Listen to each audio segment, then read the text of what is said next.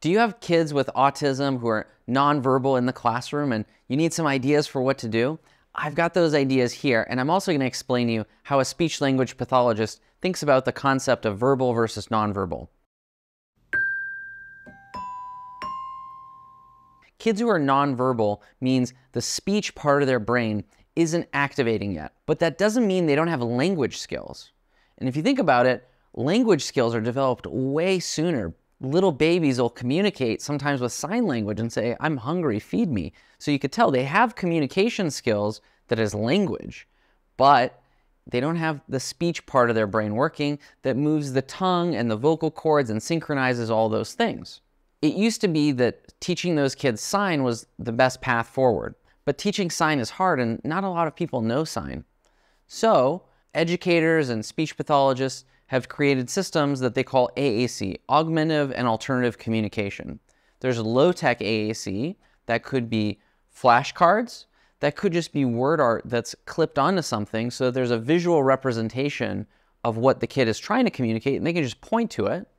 Or there's high-tech AAC, like apps, that will communicate for the kiddo. When they click on a button, the device will speak for them. There's a whole lot of research now that shows that AAC is a great way to stimulate the kid's brain to develop better language and speech skills. Anytime you can incorporate AAC into an exercise that you're doing with kids, you're helping them learn how to communicate. At Goalie, there's two apps that we use a lot.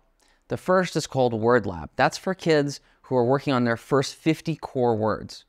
In Word Lab, we explain to them the meaning of each word, and then we show them what to do with their mouth and tongue to say the word. Now you can pause these video lessons and work on it with kids in between Word Lab sessions. Word Lab will walk you through exactly what to do.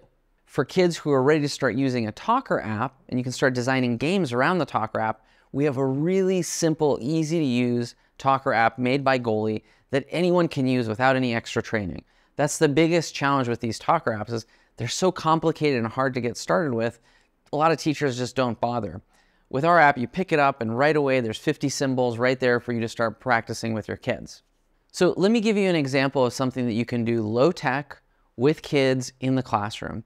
You can grab a flashcard of an object in the room, or maybe you take a picture of the object and then you play charades with those objects. And we're teaching the word, the object, as we're playing that game. Now, the object itself probably isn't the first word we want to teach a kid. We want to teach them to use more functional core words. So things like me, you, want, go. So you can think of objects that teach those core words, and you'll find that whole list of core words in the Word Lab app. I don't want to talk too much. I've got an even better list down below for some creative, fun ideas.